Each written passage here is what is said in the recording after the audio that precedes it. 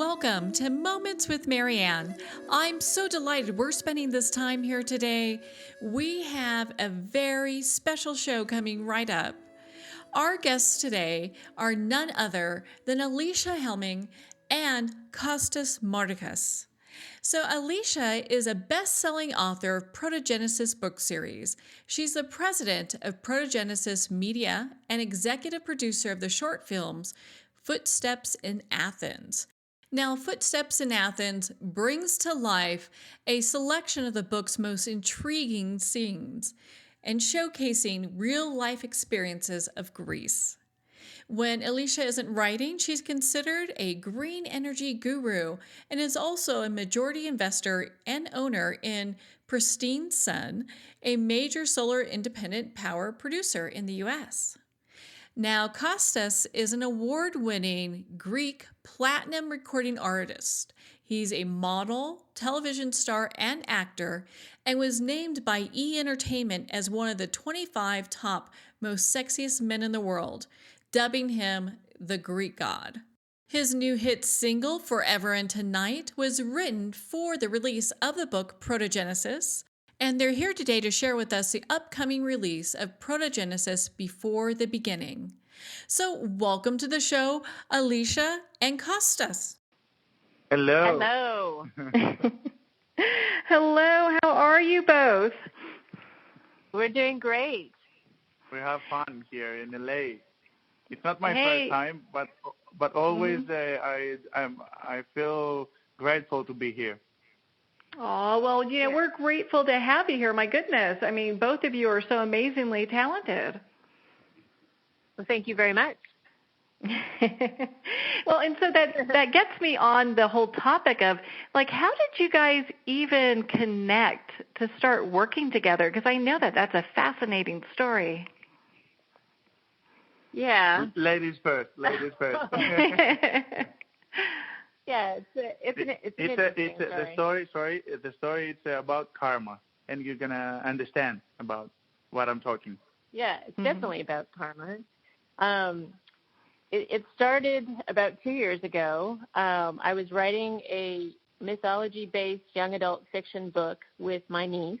She's 17, and she and I were searching on the internet some random faces for the main characters in the book that we were writing, and we didn't know anything about these people, but we just were looking for the look that looked like the character, and we found those faces. I found this particular face, put them all up on the wall, and wrote about these characters and these faces for 6 months. And during this time, we decided to set the book in Athens, Greece. And the only problem was that I had not really been to Athens. And really, most of the time, as a writer, you write what you know. And so I said, I think I need to go there. Mm-hmm. So my first trip 6 months later of writing, I was about halfway through the book. I was with my sister, and it was just an amazing adventure. We're on our way from the airport to the hotel. And along the roadside, there are these banners that line the roads with these really attractive singers. and we're just looking, oh, wow, look at just everything is so new to us. And then there's this face that keeps reappearing. And my sister says, I think that face is a familiar one. And I went, what? And I'm like, oh, my God, it's the guy I've been writing about. Mm-hmm. I had no idea that he was Greek. My character was Greek. There were several things that I went on thereafter to learn on that trip that were very similar to him in real life. And, in fact, when I got to the hotel and I finally figured out what his name was, because I didn't know it was in Greek when I saw it, I went down to the beach with my sister, and we were sitting next to there's a bunch of people on the beach, and there's this guy who had this tattoo, really unusual tattoo that had these birds. And I thought, wow, that really makes me feel free. It was an amazing feeling to see that. And then I went back to my hotel, and I Googled this name of this guy, and there he was on the beach, sitting right there where I had been sitting. I did not recognize him, but I did recognize his tattoo. And I went, oh my God, I am meant to finish writing this book. It seems I didn't know anything about that. I live in my own world. I had no idea. Had no idea that here you are inspiring this character for this book and bringing everything to life. Yeah, it's true. Yeah. Well, it took me 2 more visits to Athens. I decided I needed to go back a few more times. I decided at first I was like, I don't want to meet him because what if I meet the guy and he's completely not what I was writing, and that would ruin the rest of the book.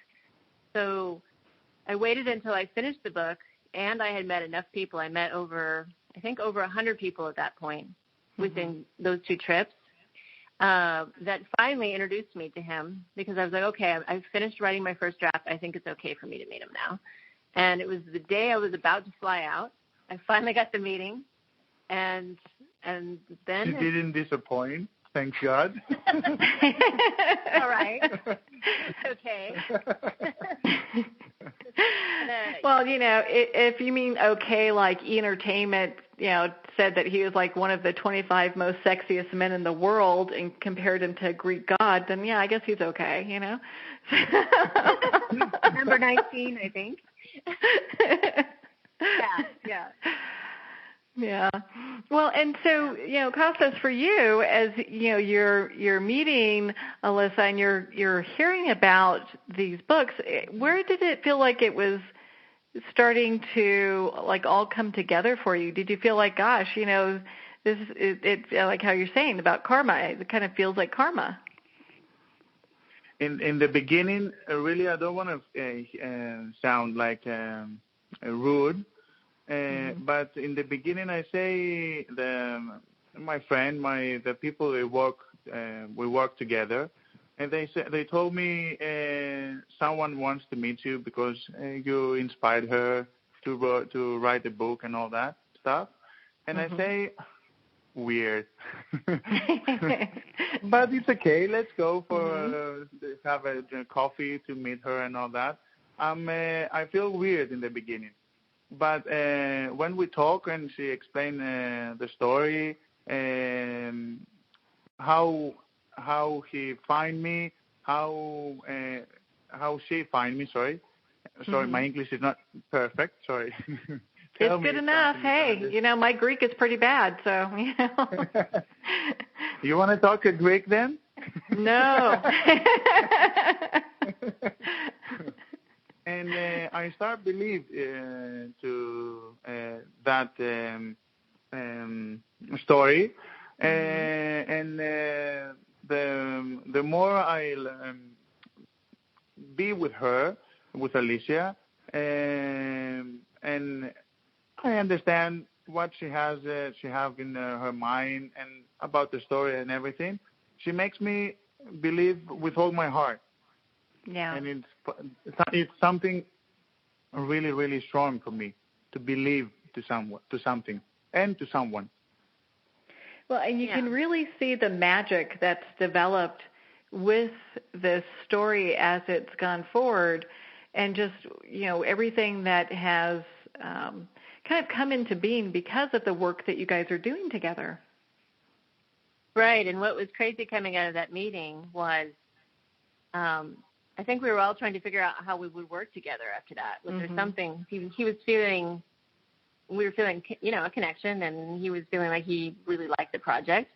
So then you came up with this idea about the song, right? Because also I really liked our history, our guards and everything, and it's really attractive, all that story.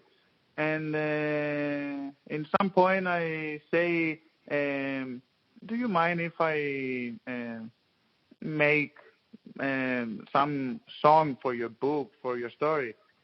And she say, really? And I say, yes. Yes. And then he asked me, have you ever written any poems? And I was like, well, yes, but like 20 years ago. But they have nothing to do with this. And so send me everything, right? So I sent, and some of these poems were very personal to me. So I was like, oh, my God, I cannot believe I'm sending these poems across the world. This guy. into poems, and they use some of the words from the poems to create lyrics to the song. And the most of the lyrics, it's a part of the book. Yeah, so now the lyrics are embedded as part of the character singing the song as part of the romance between the two main characters. And it's become part of the book. So he's a co-author. He's part of the book. Part of the journey and definitely part of the book. And, Alysia, it's interesting. I hear people say that what you write becomes reality. Is that true? Yes, I can say that. Oh, no. I can say that. Don't tell anybody my secret, Marianne. I say to her a lot of things to sit down and write it because I want it to happen. Mm-hmm. Yeah, but there have been a lot of things that I've written that have happened for us. And I think you've been shocked, like the TV show. Yeah. Right? Mm-hmm. Yeah, so most of that happened when I was younger. I started to notice when I would write in my journal that things would start to happen. And then when I grew up, I got a job and I wrote strategic plans for Fortune 500 companies. And most of those plans were very successful. And so I had kind of a reputation as being kind of a whisperer, maybe a business whisperer. in a strategic sense, and then it went on to when I had my own business. I was struggling to build a wind farm company with my husband in Kansas way back before Al Gore, and we had a lot of opposition. It was very, very hard, and that was the time when I had to leave, and I went to UCLA's screenwriting program for 2 years. Mm-hmm. And during that time, I wrote a screenplay before anything had happened with our company. We were still struggling, and I wrote the end that I wanted to happen. And what that was thousands of wind turbines spinning in a field in the middle of Kansas, in this one spot, Russell, Kansas, which was very Republican, and the hardest spot to build, of course. And I saw us walking through that with the success story that I wrote at the end of the screenplay. And three years later, it happened. Exactly. For me, that was like the chills in the spine, like, wow, maybe, yeah. Sometimes things she wrote, it came fast, and sometimes it's not really fast, but it's okay. No, I think it never happens fast, and it's always hard, too. There's a lot of rocky roads, right? Well, and so, I just love the story, not only of your book, but the story in just how it all came together, because it just sounds like, like Greek god magic, Yeah, it helps, I think. Yeah, it is. And really that's what the TV show is about, is it's bringing the mystery of Greece to the world, the magic of Greece. But what happens when you write, someone like me who has a gift like this, where you can write nonfiction and it happens, right? What happens when you write fiction? How does that happen? What do you think? Yeah. Romantic fiction. Not much happens for me because I'm married, so. Oh, you know what? There are going to be millions of women writing in their journals, I am the main character with Kostas. Exactly. So that's it, right? It's all about the viewers. They get to live this. And also my friends in the show, their romantic lives go crazy. And Kostas too. So, Alysia, when you wake up in the morning, how do you even start your day in a creative process? Since I have so many creative projects that are going on at once, I might have 5 different things going on. But what I do is I spend a lot of time when I'm dreaming. I think a lot of ideas come to you when you're dreaming, and so the first thing when I wake up, I have ideas that come to me. I have a journal next to my bed, and the first thing I do is write down exactly what it was that came out of the night of the dreaming that I had.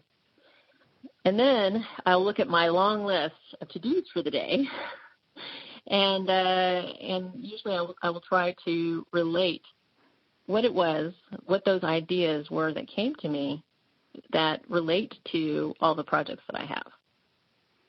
Well, and I know that you've got a lot of great things constantly in the works, and you're just moving ahead. And for a lot of people, that might seem like, gosh, that's a lot. I don't know if I can handle it. But you do it so gracefully, and you seem to just breeze right through it into one inspiration to the next. Well, I think a lot of it, though, is about organizing the creative thoughts and processes that you have. So there's so many ideas that are floating around up there, and it's so easy to get lost in that. And just, for me, I'd like to escape sometimes and live there. I mean, that'd be wonderful. But the way to really make it happen is to take those ideas and find a way to harness the creative process, to bring the ideas down onto paper or into your computer, whatever your process is, wherever you like to write, and to bring your ideas to life. And it could be drawings, too. It could be storyboarding. It really depends on if you're a visual person or if you're more of a writing person. Or some people think they receive a lot of things through their ears, too, and I'm definitely not that. I'm very visual. Mm-hmm. You have those dreams and you wake up and start creating from that. And you're right, different people, process information in different ways. So I think it's always fabulous, just to use however that creative inspiration comes to you and use that as your launching pad. Right. And I actually think that my process is more like a graphic novel inside my head. I have many pictures that I have to bring down. And I'm not an artist. In that I don't draw the pictures, but they're in my head. So it's the art of taking that picture and writing it into reality. That's what I do. And moving that forward. Yeah. And do you ever get to the point where you feel like, your creative juices just stop flowing? And if so, do you do anything to overcome that? Yes, and I think there's a lot of different ways that writers try to overcome that. It's really, really not fun when it happens, because the ability to receive the ideas and the creativity and then take it and write it down is such a powerful feeling. It's an amazing feeling. So when that stops, instantly you're like, whoa, here I am in regular life, back to reality, right? And so there is a little bit of a, it's not as much fun. But the thing about that is that that's the time to be doing promo and things that promote the products you have or the books that you already have. Take advantage of all the things about yourself that you can market or that you can do outside of that particular project. That's why it's good to have a few things to do. Yeah. And also take care of yourself. I'm a huge wellness advocate. Some people probably would be like, oh, I'm a little bit depressed because I'm not feeling that high of the creative process. And instead of looking at it that way, think of it as your body needs a rest sometimes. It's okay. You shouldn't be on every day, right? Today, if you're not on in that way, you can be taking care of your body. You can be exercising. You can be eating well. You can do acupuncture. All kinds of things that help the creative process come back. When you were writing your best-selling book, Protogenesis, before the beginning, was there anything that kind of showed up that was kind of a little bit surprising to you when you started getting the book together, kind of like, wow, I couldn't even think this, It just, how it all came to being? Well, I started writing the book with my 17-year-old niece, and oh my gosh, I think she's almost 19 now. I'm sorry. But I started writing it. I think she was 16 or 15, something like that, when we first started writing it together. And she received a scholarship to Germany, and so she got very busy with that, didn't want to write the book anymore. But she didn't want me writing it either, since it was our story together. So we created basically a contract between the two of us where she said, okay, these are the 10 things that let's not have your story have in it, because my story was really different than I ended up coming up with, because I just continued on with the original idea, but then it was like completely different. And she ended up liking what I ended up doing so much that she became an editor on my book. And I intend to help her with hers, but our stories are very, very different now. But that's how the creative process started. It was a collaborative effort between the two of us. And then when she went off to Germany, she had a great experience there. And for me, I was on my own at that point. I went to the mountains. And I sat for about 2 weeks while my son was in mountain camp. And the story just basically flowed through my fingers onto the paper almost nonstop. And I couldn't even hardly sleep. It was amazing. And for me, that was creating a story outline and like an outline of what the main characters were. And then from there, you can change the story outline pretty easily. But if you go ahead and write an entire book, it's a lot harder to change the story. And it's also really hard to link together all the clues and all the development of the characters if you just go ahead and write the entire book. So some people do that. That's not my process. My process is to do an outline first. So the entire outline for the book came to me within about 2 weeks. Wow. That's amazing. Yes. And then I took a vacation after that. I bet, because it sounds like you were just writing and writing and writing and writing, Totally. Yep. And we went to Yellowstone National Park, actually, and everyone was going out and seeing the sights, and I'm in the car with my laptop just typing away, could not even leave the car. Yeah. Well, it probably saved you from the buffalo, right? Yes, exactly. And the geysers. Mm-hmm. Well, and it's interesting when people become so inspired, and they're just working those creative juices. It's hard to see anything else because your soul's just in it and you're just going. Right. Exactly. Hmm. Well, and so now that kind of the fire and fury of getting that all together and getting that book, I mean, your amazing book is out, and soon to be released all over the place. I'm lucky I've got my advanced reader copy, but and one of the few people that do. I'm holding on to it, won't let that go. So now how does your writing, how is that kind of changed? Are you still doing as much writing, or is it just kind of as things come to you, like the inspiration in the morning?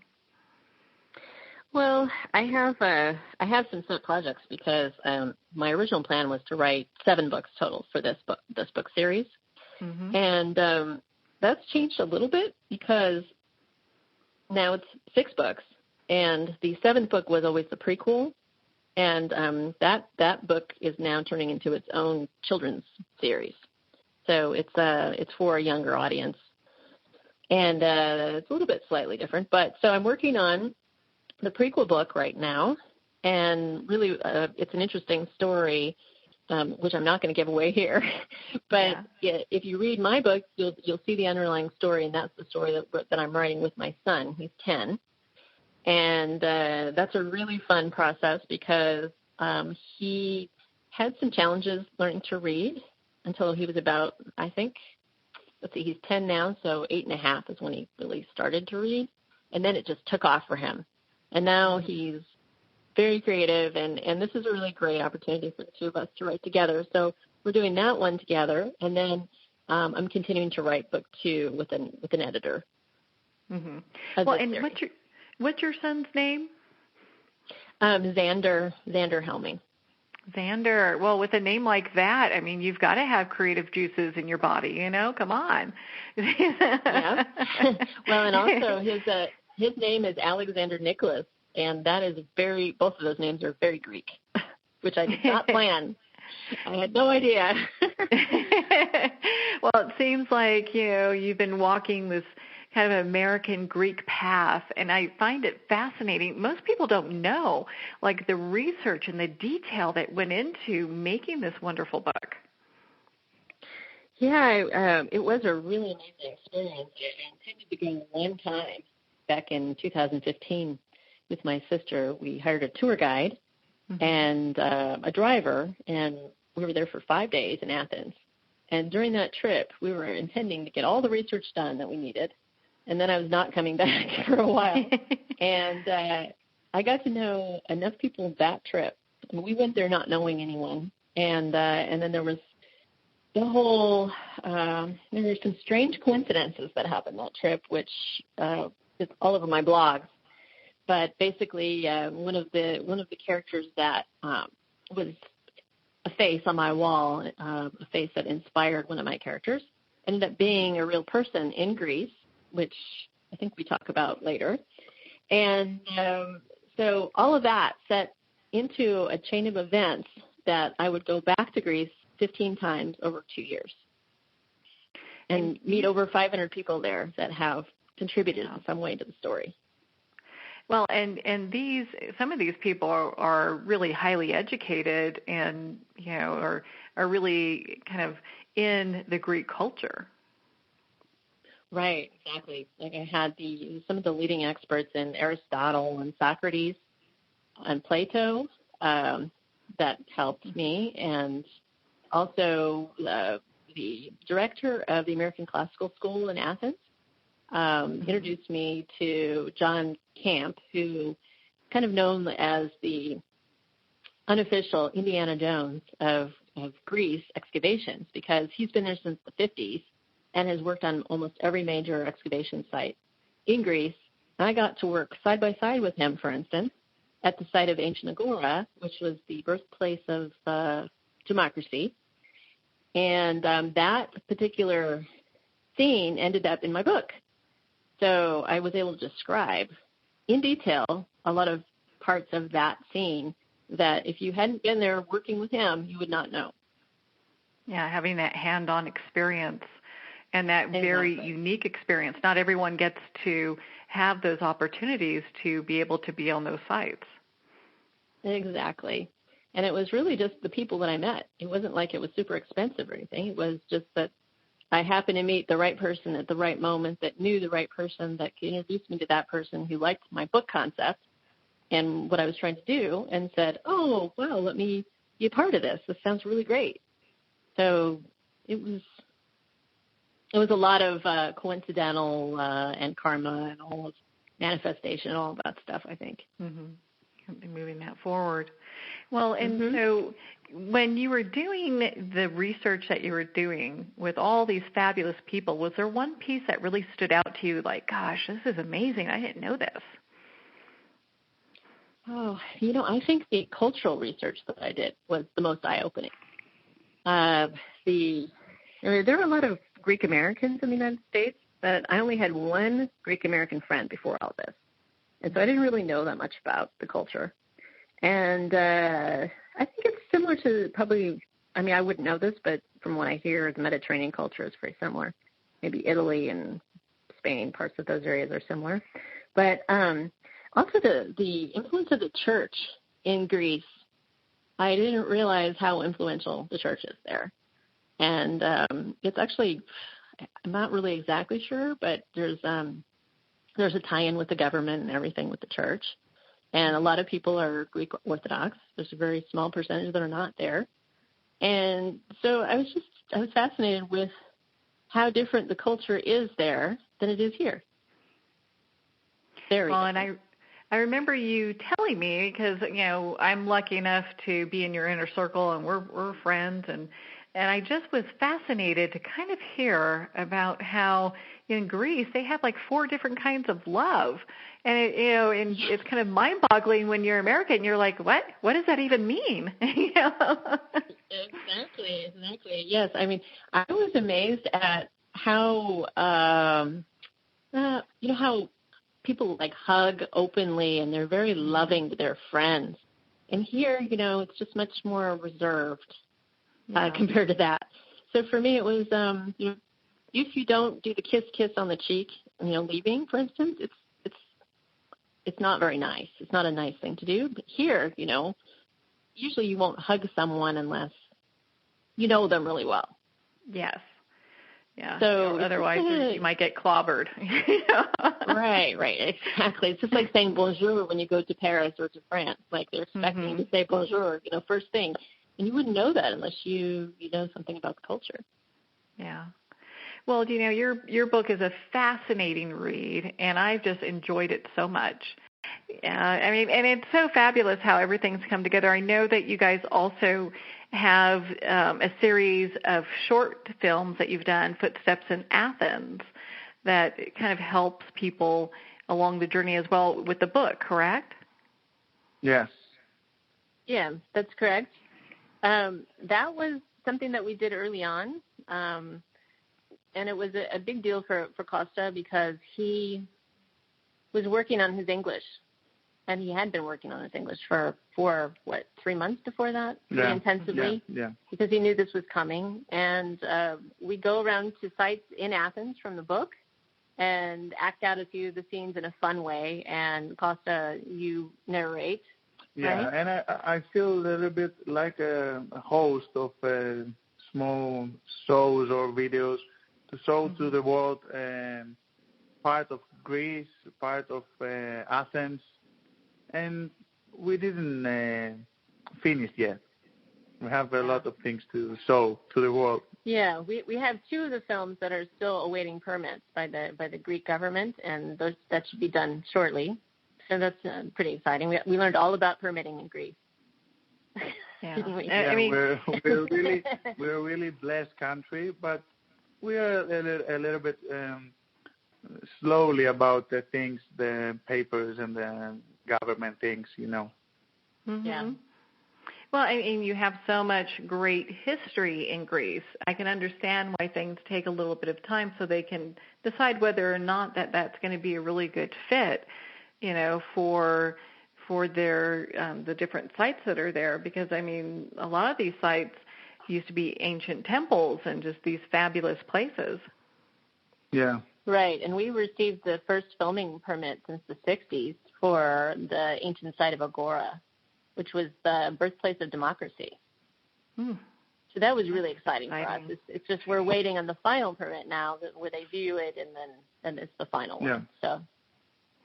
Well, and I want to talk about Kostas' song here in just a minute.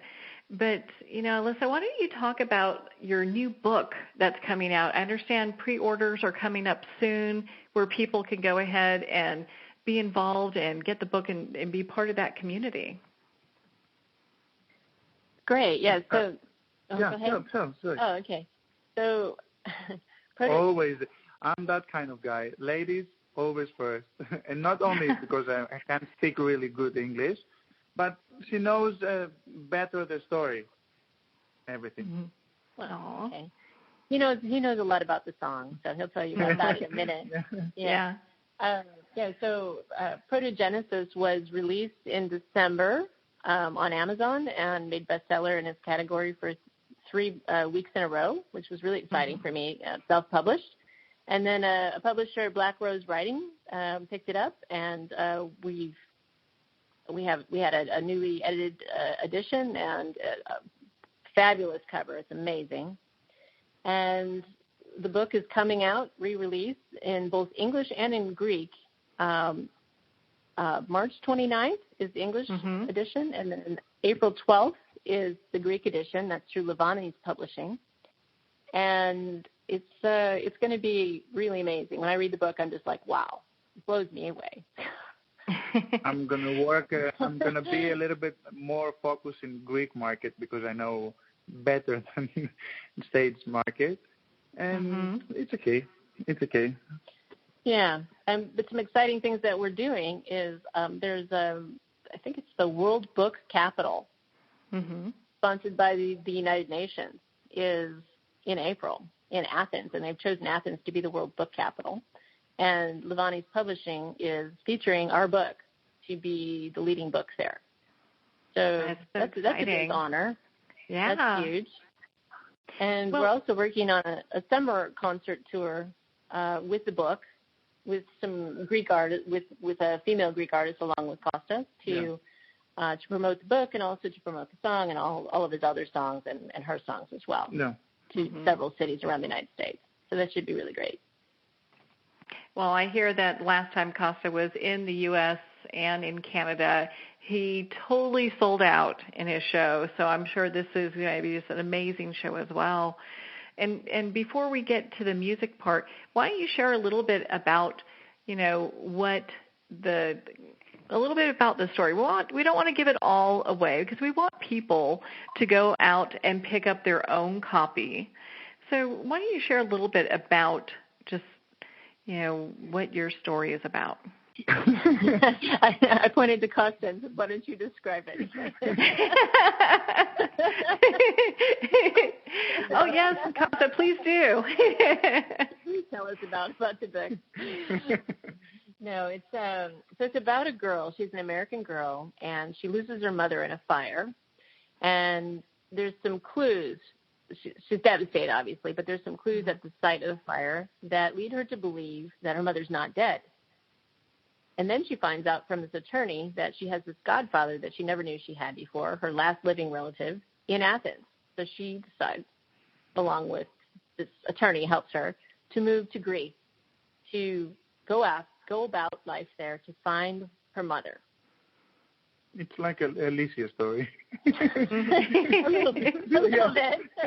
She came to the girl. She came to find her godfather. Once she's there, though, she's involved in a love triangle, and so there's two guys, very handsome, both of them. One of them looks like us. I'm not surprised. So, and there's Kostas, and then there's some other guy. Okay, I get it. So. So one of the guys is very rich, and one is really, really poor, and in the middle is this American girl who is bridging those two worlds, and through her innocent eyes, you can experience the crisis that's going on in Greece, but also the beauty and the magic that she sees there. Because when you go there and you've never been before, it has this amazing feeling, and there's so many beautiful things to see there. Yeah. So it has the two of those, and underlying all that is a science fiction aspect. It's more of a little bit Harry Potterish, maybe, like a magical world that deals with a completely new twist involving the Greek gods. And we won't share any more about that story there because we want people to pick up their own book of Protogenesis. We don't want them because, I know that people have been just dying to get their hands on their copy of the book. I'm one of the lucky few that have a copy already that I'm not giving out to anybody. So, with the book, then we've got this beautiful music that goes with it. So, Kostas, you wrote this beautiful song. Yeah. Do you like it? I love it. I think you did a beautiful job with it. And how, why don't you talk a little bit about that? When you got all these poems from Alysia and you were pulling information out, was it kind of like magic for you in getting it together? Was it intuitive? How did that process go? How? Yeah, you just kind of knew, like, gosh, as I'm writing this is the song. Yeah, I talk a lot with Vicky Gerothodoru. It's a songwriter, and my really close friend Marios Tsimopoulos is a songwriter. And I say about, I gave them the book, and I say I want one song really emotional to talk about. I want to leave what I have in front of my face, in front of my eyes right now.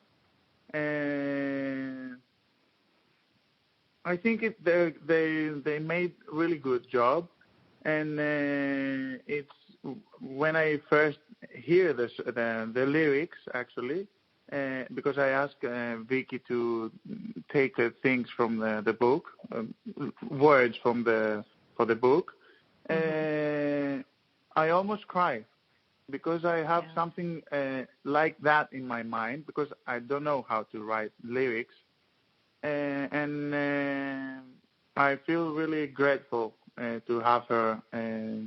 And Alysia, I think she feels like that, to have Vicky Gerothodoru write our lyrics for our song.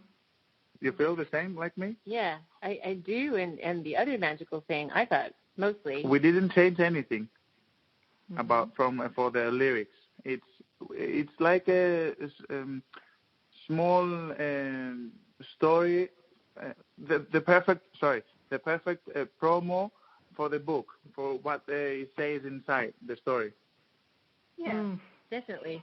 And what I thought was the most magical thing for me was actually being in the studio, because I was a business person and a mom. I mean, I did not go to music studios and hear amazing voice rock stars and pop stars or amazing singers sing. I don't. So it's not every day. So I got to experience that. Good experience. Well, it was because you were also learning English, right? Yeah, I say to Alysia, if you don't mind to come to the studio to help me with the pronunciation and for the lyrics. And I feel great she's there. And for that reason, we have that, how to say, δείγμα. Αποτέλεσμα. Sorry, I'm asking about in Greek. Well, Dina, I think it's this perfect collaboration with the two of you in making, just not only the song and the book. I mean, you both are so interwoven in both of these. It's just beautiful. I love it. Yeah, and the other thing that was really amazing about the song was that I got to be part of the composition of the song. So I worked with the producer, Mario, who brought on one of the top clarinet musicians in Greece. Vasilopoulos, his name. Thanasis, right? Thanasis Vasilopoulos, yes. And so the music that you hear there it's just amazing what he can do with the clarinet. I can't even believe it is the clarinet when I hear it. And the lute is a flute-like instrument that's something that's Greek. But to us, it sounds very much like a flute. But it has a really interesting sound to it. That is something difficult for us, to make a song to be Greek, to remind you the sound is Greek, but to can hear it one American, not only American, around the world, a person, and can feel the emotion. Yeah. Mm-hmm. It really brings you in. So I get sometimes, it. Really... Sometimes I feel I'm talking, and I feel now they understand what I'm saying, because I don't understand what I'm saying, and I feel weird sometimes. For that reason, it's silent sometimes. Oh, you do very well, and and I just love the synergy between the two of you, because, and I've used this word quite often during our discussion here, but we talk about magic, because that's kind of what it feels like to me, where everything kind of flows smoothly and things happen where you don't, you're kind of not planning, and it's even better than you could plan for, Yeah, I feel that magic. I feel, because sometimes really I don't understand what Alysia talk about, but it's something attract me. I don't know, the energy we have, the two of us, for the book. I feel something. I don't know. I can't explain, but I feel sometimes I don't understand really. She talked to me, and I look at her and say, yes, yes. Tell me again, please. Yeah, we get that understanding. Well, and so, Alysia, you've got so many great things that are happening. I mean, with the book being released here soon, and then we've got this extraordinary song that's being released as well. What are you? Gosh, I mean, there's just so much. I mean, what are you kind of expecting to happen in the next few months? What are you writing? Let's just put it that way. Well. Lots of things. Well, it's interesting because I never took any TV writing classes. And when I started to work on the show, Meet Me in Greece, Concept, it was really more of a reality show initially, and now it's become a scripted reality-based show. Mm-hmm. And so it requires a real writer to write it. And we're looking around going, well, who's going to write it? And I was like, well, I guess I could try. And when I wrote it, the producers looked at it and went, "Who wrote this? Where'd you get a writer? How much did you have to pay them?" And I was like, "I did it." Like, okay. So that was really flattering, because I don't really watch feminist TV, actually, and I haven't taken TV writing classes. So that also felt like karma. It was amazing. So I'm working on that still for the pilot episode.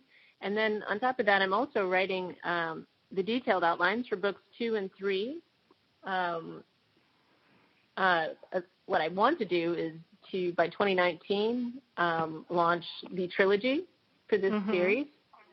And I had a 7-book series in my head, but the trilogy is really sitting there where I could write 2 and 3 very quickly. And I think I'm just going to write them both, like, consecutively within the next year. Wow, that's a huge really undertaking. Yeah. Yeah, so it's really exciting. Well, it's interesting when we get into the flow, whether it's music or writing or acting, which I think maybe you guys are going to be doing a little bit of. But when we get into these roles, it just feels like we get into this flow when things are just moving the way that it should. Definitely. Actually, I asked her to think and to write things for my career too. Oh, I bet. I want to use that ability. Well, come on, Kosta. I mean, come on. I don't think you need any help with your career. You're at the top of your game. Everyone loves you. Everyone needs help. That is true. A bigger world out there. It's a big world. It is a big world. It is a big world. So one other. I was going to say. Yeah, go ahead, please. Oh, okay. The other karmatic thing that was kind of interesting is the jewelry line, how that came about. One of our test readers was a friend of Kostas from years, right, Evan, who has a jewelry business in Greece. It's a really nice jewelry business, more expensive jewelry.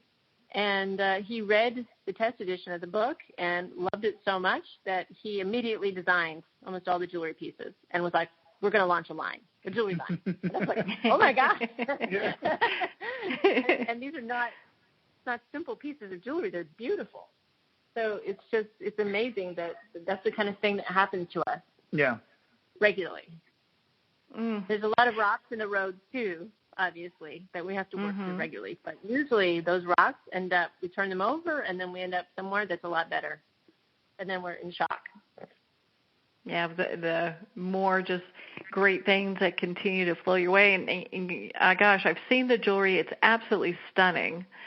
So I can understand even, if people are interested in the book or not, it's just a gorgeous jewelry line, either way. And it's interesting, once people start reading the book, which is so very well written, they're going to want a piece of the jewelry themselves to kind of remind them of that journey that they're on with the gods and goddesses.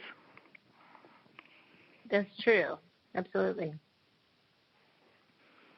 So what things are you seeing happening next in your future? Alysia? Well,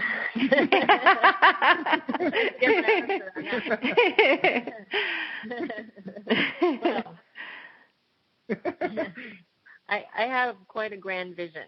So right now I have my head down working on the things that I mentioned, which is to relaunch the first book, right? And then the 2 are on their way, and then the TV show, and then we're talking to producers about a movie, potentially, which is really going well, actually.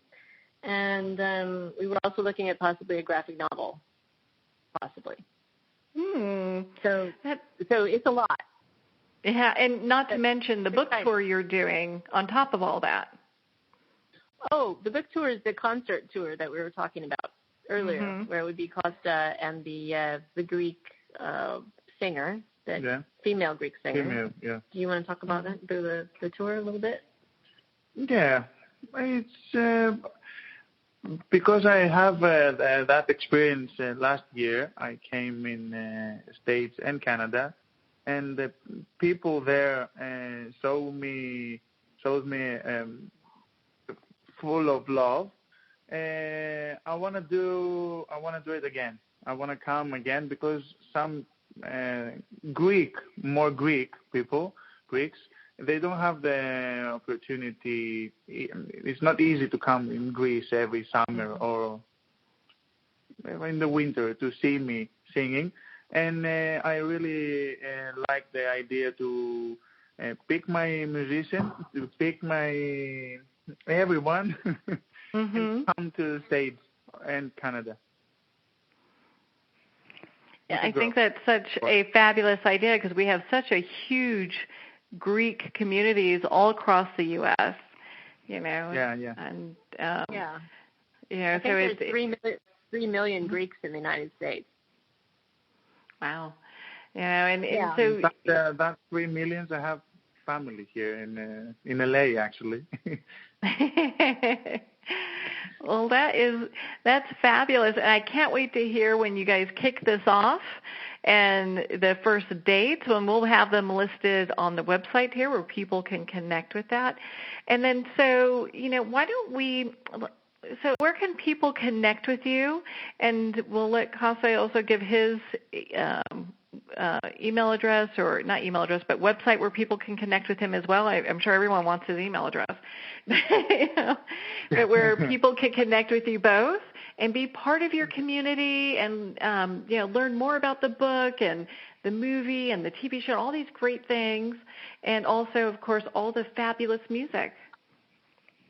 They can go to, I have a website, it's new, and then can find all the details, my Instagram, my Facebook, my Twitter, Snapchat, everything. And the name is martakiskostas.com. Perfect. And we'll have that link here where people can connect with you at your website. And then I see on your website they also have links where they can follow you on all of your social media. Yeah, and they can find me there. There it's very fine. And you can find also Alysia's website to see not only for my career things, also for our book and everything. You can say to the people your website. Okay. Okay. The easiest, because my name's a little hard to spell, is Protogenesis.com. That's it. Perfect. It's easy. Well, I know, Alysia, that companies, corporations, groups have you out to speak in regards to clean energy, creativity, and many other topics. So we're just so lucky to have you here today to talk about your new, soon-to-be-released book, Protogenesis. And if people are looking to find out more about you as an author, they can go to your website, which is AlysiaHelming.com. It's AlysiaHelming.com, where they can be part of your community and also follow you on social media, because you're on all social media. I'm following you as well. And I'm so excited about the book tour. I understand you guys are going to be coming to cities all across the U.S., and I'm thinking you're actually coming to a city near me. Yes, we're definitely looking forward to that. Well, you know, Alysia and Kostas, thank you so much for taking the time to be on the show with us here today. Thank you. Thank you very much. Thank you very, very much for your invitation. Oh, well, thank you both. We're going to be watching your great success, and we'll have all of your links here available so people can connect with you, learn more about the book and the music, and also be part of your community. On one final note, you want to make sure to visit your local bookstore and ask for them to carry Protogenesis. It's a fabulous read regardless what the age. So we're at the end of our time today. I'd like to thank everyone for tuning in. You've been listening to Moments with Marianne. And remember, make every moment count.